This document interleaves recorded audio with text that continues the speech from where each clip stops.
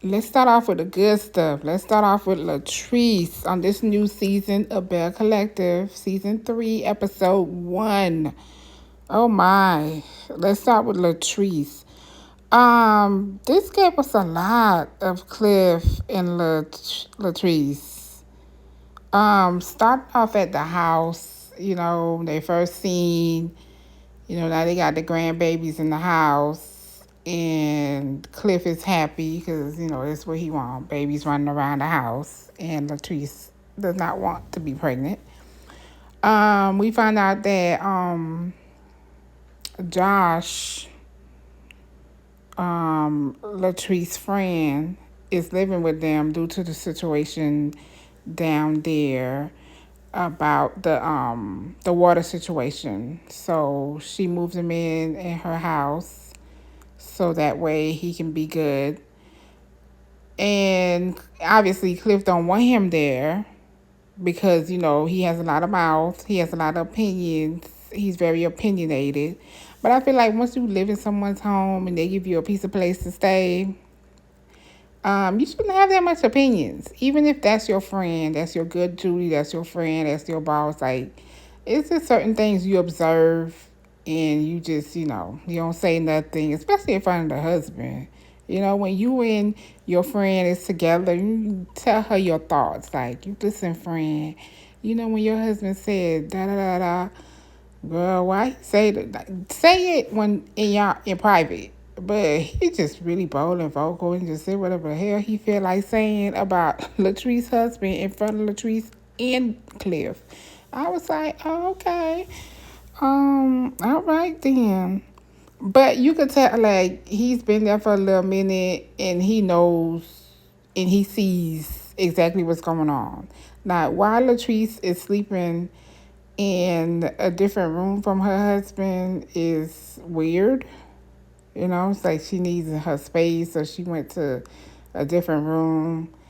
I don't know. I don't get that. I don't get their whole dynamic because the way he speaks to her. He speaks to her like a little girl, and he treats her like a little girl, like his daughter.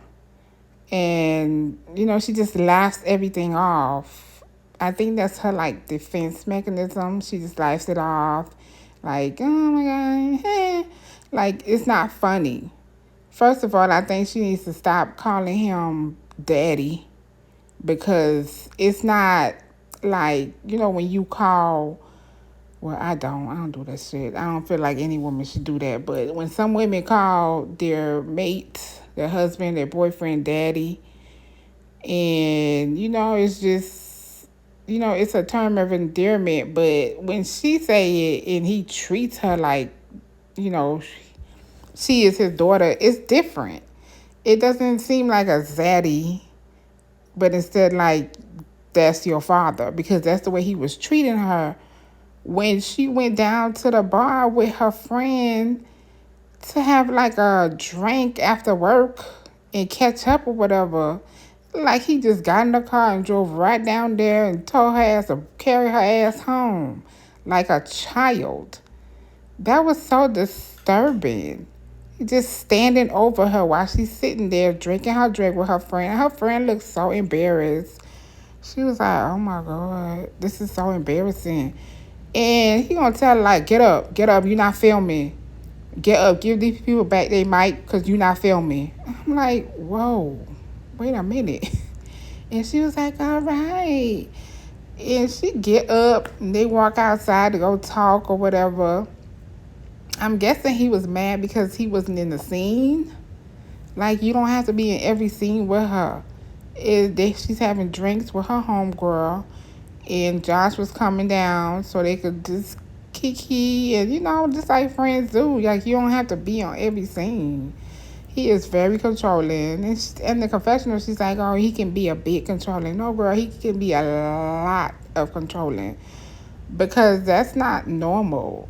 If he was mad and had something to say, he could have called you on the phone and text you instead of embarrassing you in front of the crew who got everything on camera, and then now they're playing out for the world to see. I mean, if this was a one-time thing, maybe, they wouldn't have showed it to us, but I bet you this been happening because Josh is saying a lot, and now we see it. Like, he grabbed her arm, like, to drag her to, like, no. And calling her, oh, you come down here and don't tell me where you at, like the snake you are. Like, oh, excuse me, sir? No. Why he talk to her like that? And she just like, oh, I tend to stay in relationships that I shouldn't stay in. Like, I'm happy you know that. But when Josh was talking to her in her separate room, she was like, well, it's just something that I have to see myself, you know? Because Josh was like, I don't think y'all should be married, you know, from what he's seen and heard from the time that he's staying there. He's like, I don't think y'all should be married. And she was like, well, this is just something I have to see myself because right now I don't see it. I have to, you know, do right by my husband.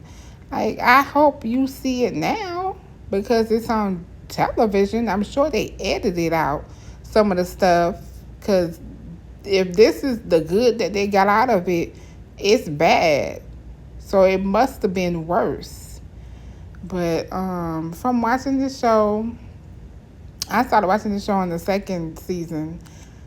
I mean, I like Latrice and everything, but I didn't like their dynamic in season 2, and so far I'm not liking their dynamic in season 3. So I'm going to have to agree with Josh on this one. You know, there's no way that this could be just one incident, okay? If he's in their house and he see it and he's like, yeah, y'all shouldn't be married. And when they was in her shop, you know, and they was talking, and she was like, oh, you don't respect me, Josh. You don't respect my husband. You live in our house or whatever. And he was like, well, you know, you say one thing when you in front of him, you know, but when he's not nowhere near, you say a different thing, like she dogged him out.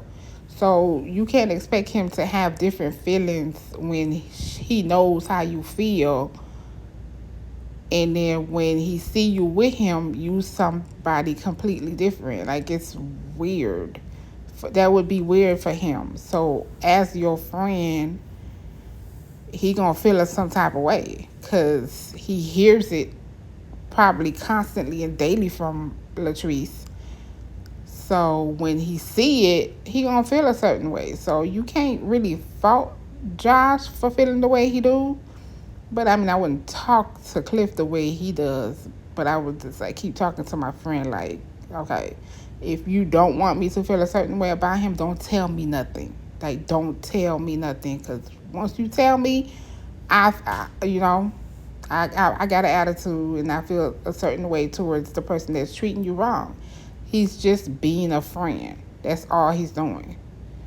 So I'm going to go ahead and agree with Josh on this situation. I don't think they should be married either because he treats her like a child. Okay, and this incident that just happened on this episode, and it's just like when he said, you didn't ask my permission to come down here to this bar, I was like, wait, what? Why she gotta ask your permission? She's grown. I understand y'all married. You know, you should check in and let, you know, your spouse know where you're at. You know, I'm going down to the bar to, you know, have drinks with my friend. I'll be home at such and such time. But for me to call you to, is it okay? No. You know, is it okay? I'm going down there. We ain't got no plans. You know where I'm going. I'll be down there. I'll be home around 10. But asking you for permission, she's not your child. I don't see it for this marriage. But then again, women stay in situations longer than they should. Oh well, we'll see.